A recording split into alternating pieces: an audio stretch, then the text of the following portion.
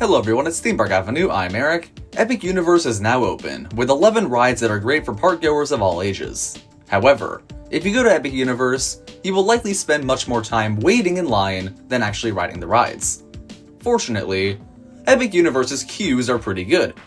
Universal prides itself in some of the most interesting queues of any American theme park, having more theming elements, possibly some interesting stories, and in general being much more pleasant than the average theme park queue.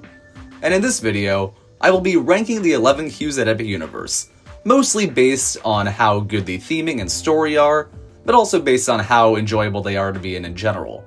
I will explain what makes each queue great or not so great, and we are doing this to decide which queue at Epic Universe is truly the best. Let's begin. Number 11 is Constellation Carousel. This is the most standard queue. It's mostly just metal railings with switchbacks and some concrete. But there are some perks. First of all, it is entirely under shelter, so it is a well-shaded queue.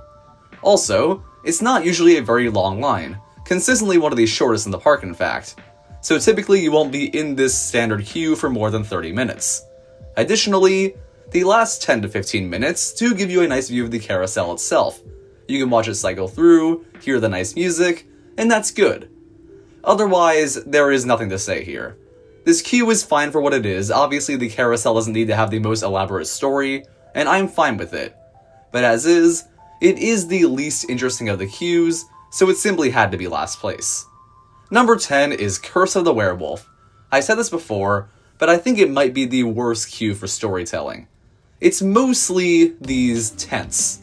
They contain fortune-telling cards and other details like that, but not a lot of them, and not enough to really tell you what is actually happening. It turns out that these tents belong to the Mystics, a guild based on the movie The Wolfman. However, the ride is called Curse of the Werewolf, so when I looked up werewolf mystics while in the queue, I was not able to find any information. So even if you do want to learn more about the story, it's not super easy to. If you go in having already seen The Wolfman, this will be a better queue for you. And it's not bad overall, but I think this one kind of fails as a story because they're trying to connect the mystics to the werewolf itself, and they don't do a great job of that. The only detail I think really works in that main section is the card that has a full moon on it. Granted, I do like the main platform's design, even though I don't think the wolf emblem really looks like a wolf. I thought it was a goat at first, admittedly. But still, there are some good aesthetics here, some decent details, but it's just my least favorite of the major queues in the park. Number 9 is Stardust Racers. Story-wise, this is very, very marginally better than Curse of the Werewolf. The story of the ride is that the Stardust Racers themselves were once a transportation system, where the beings of the celestial realm would use comets to travel around. Now that's kind of outdated, so you are getting into a comet and racing against another comet. That's not super well established. But the Grand Room is everything for this queue. It looks like a train station, and it sells the idea that this was all once a transit system. It's also just a beautiful room to be in. Enormous in scale, great to watch the final brake run and the cars go by. It's also a faster moving line than the previous two, so it makes it more pleasant to be in for that. I could spend an hour in that main room. Trust me, I have. You aren't supposed to, there's a bit of a technical issue, but overall, while Stardust Racers is not the best queue by any means, that Grand Room does speak to me, and I love it for that. Number 8 is Minecart Madness, the most hated queue for sure, primarily because of how slow moving the line is, and a lot of it is just gold painted walls. But there are a lot of perks here that I think are overlooked, and I think the whole thing is overhated. The views of the ride in the outdoor portion are beautiful. This is the most visually appealing ride in the park in my opinion, so I think that's a good start. Then in the main room with the gold painted walls, there are also some cave paintings. If you've played Donkey Kong Country or the original Donkey Kong, you will catch a reference here, and that is a lot of fun. There's also a Cranky Kong animatronic along with Squawks, and while they didn't work while I was there, that's a great touch. Once you see the animatronics, the line starts to move pretty well, it just doesn't feel like you're in a big room for as long, and otherwise, I admit this can be a bit of a slog. That big room doesn't really give you a lot to look at, so if you don't like those paintings or viewing the roller coaster in the same way I do, this one could easily be your least favorite queue. Still, I think it is better thematically and aesthetically than the previous 3. Number 7 is Hiccup's Wing Gliders. This is a great queue in many ways, but there are 2 big flaws. First, the lack of shade. Most of the queue is outdoors with minimal cover. The line moves pretty well, but that is still an issue on the hot Florida days. Second, the most detailed room of the whole queue is right at the beginning, meaning you don't get much time to really enjoy it. It's Hiccup's house, and you have to walk straight through it or risk holding up people behind you. If they could have expanded this opening part, so more of the queue was underneath shade, and there was just more detail to enjoy, I think this queue could be much higher. As is, this first room is very nice and detailed. The way the roller coaster track goes over the outdoor portion is a spectacle, and the station itself has fitting architecture and a dual loading platform that you can see in its full glory. This queue is good. A lot of it is fairly barren and out in the open, but the best stuff is great. Number 6 is Fire Drill. Nothing here is as detailed as that first room for Hiccup, but this is a more pleasant queue to be in and it is superior storytelling. There are signs all over the place. They help you understand how the gameplay works and why you're playing in the first place. There are some small details here and there, and the entrance sign is maybe my favorite in the whole park. There's also shade nearly the entire time, so there's a good mix of engaging details and just a pleasant experience. The line can get long for this one, though I've never spent a long time in it, so it's possible that this would move down if I was there for 2 hours, but for now, it is in the middle of Epic Universe queues. Number 5 is Yoshi's Adventure. Nearly entirely indoors and full of things to see, there's not much to criticize. If you buy the power-up band, which I will never do, you'll have a great time banging on question blocks and all of that. Even if you don't do that though, there's much to enjoy.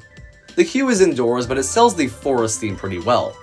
There's screens with Toadette telling you all about the ride, and I like how you go up a stairwell at the end into a fake tree that leads to the loading station full of the precious Yoshis. The one issue here is that the building seems to have a very low capacity.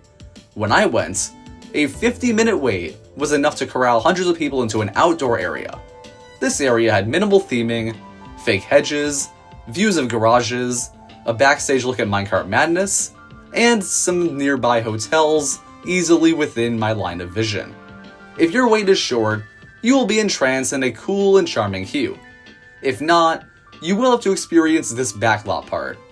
And I can't ignore the worst stuff here, unfortunately, so this can't quite be number 4, but I can't ignore the best stuff either. It's still overall a great queue in many circumstances. Number 4 is Dragon Racers Rally. They did not have to put in the effort they did here, but there is nothing to fault. This queue is everything. You can watch the ride while you're in it, as well as see Hiccup's Wing Gliders behind you. The queue is full of signs explaining why you're there and telling a story. There are murals and statues with a great art style.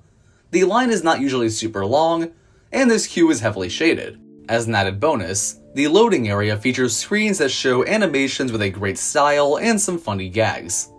The only potential issue here, one that I don't personally mind, is that you can see Stardust racers from this queue very easily, so if you care about sightlines, that might bring this one down a bit. Otherwise, this is a super solid queue, but a step below the top 3. The top 3 are some of the very best theme park queues out there, but what order did they get?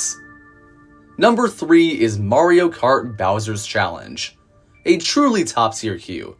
To even attempt to describe everything that makes it fantastic is not possible. You enter Bowser's castle, and there are several grand rooms all brimming with detail. To name some personal favorite aspects, the Bowser statue is exquisite. Bowser's library has books such as Gwahaha, Evil Laughter Made Easy. That's hilarious. There's a model of a Mario Kart racetrack made out of cardboard, and there are rooms that didn't even get to see, like the Bob-omb Factory. Even the single rider line has tons of fun figures to enjoy. There's also a room that explains the instructions of the gameplay to some avail, so props to that. Overall, this is just an elaborate indoor queue with the lovable Nintendo style. There's nothing to dislike. And yet, there are 2 queues that impress even more. Number 2 is Harry Potter and the Battle of the Ministry. Admittedly, this queue has problems, but they are more than made up for by the Ministry lobby. You enter it via a smoke effect that makes you feel like you're teleporting. and the first room is enormous and gorgeous. Definitely the single most impressive room of any queue I've seen. Walking through it before you get corralled in the line does make you feel like you're exploring, as opposed to just being in line for an attraction. Beautiful, perfect start. Other rooms here, like Umbridge's office, are stunning, featuring unique architecture and fun effects and animatronics that assist in the storytelling. There's also talking paintings and even a talking statue, just as fun as ever for this Harry Potter ride. And even the loading station is a very convincing one that does feel like the sort of experience it's supposed to be, as opposed to just being a theme park ride disguised as that.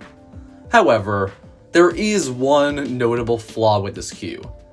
The second largest room is grand in scale, but lacking in detail. There's a vacuum that sometimes moves, but otherwise, it's like that Minecart Madness room that has the cave paintings, except you're in it even longer. Not least because the wait time of this ride is definitely going to be the worst for a little while. This is the most popular ride in the park, and while I will never wait more than 45 minutes for it again due to my experiences with it, most of you will want to stick it out for that 2 to 5 hour wait the first time around. That second big room is frankly a nightmare to be in. It is the most miserable I was in any Epic Universe queue, save for the delays that were out of the park's control. So while it is definitely a top 2 queue in terms of design, and I love how it feels like you go from room to room, really exploring this place, not just being in a line, this is just not as consistent as Mario Kart. The worst room is definitely way worse here than on that one. But still, I can't overlook the best stuff. That first room alone definitely secured this one top 2. But number 1 is Monsters Unchained, the Frankenstein Experiments. Admittedly, this was an easy pick. Even with 2 other exceptional contenders, Monsters Unchained leaves those in the dust. Indeed, the castle facade, abundance of details for fans and casual visitors alike, elaborate grand room, immersive lighting, and solid storytelling made it an instant top 3. It's also by far the most pleasant queue to be in because the line is almost always moving. It's almost like a walking tour where you get just enough time to enjoy details, but you'll likely miss something in each room. And since the line often stays pretty short due to high capacity, you can go right back in and catch those details with no problem. However, this is not why Monsters Unchained is the best queue. The reason is the pre-shows. These are my favorite pre-shows I've ever seen.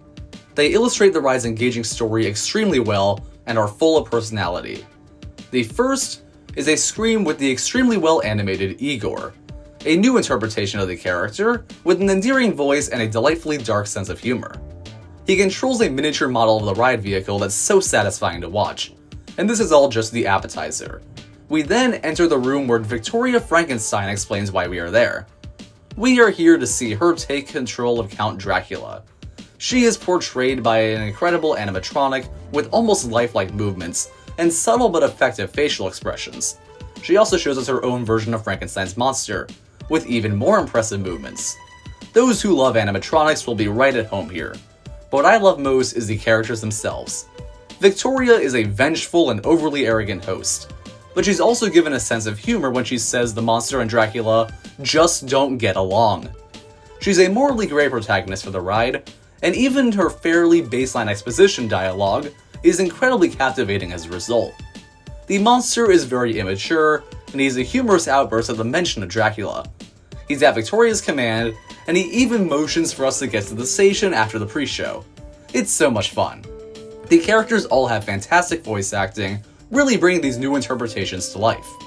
The queue itself, it was probably gonna get number 1 anyway, but these pre-shows are a joy that immediately sucked me into the ride's story, and no other queue I've ever experienced can quite compare to that. Therefore, Monsters Unchained is most definitely the best queue not just at Epic Universe, but at all of Universal Orlando. Thank you for watching, I hope you enjoyed this video, comment down below your favorite Epic Universe queue, and subscribe for more theme park videos. I'll see you next time.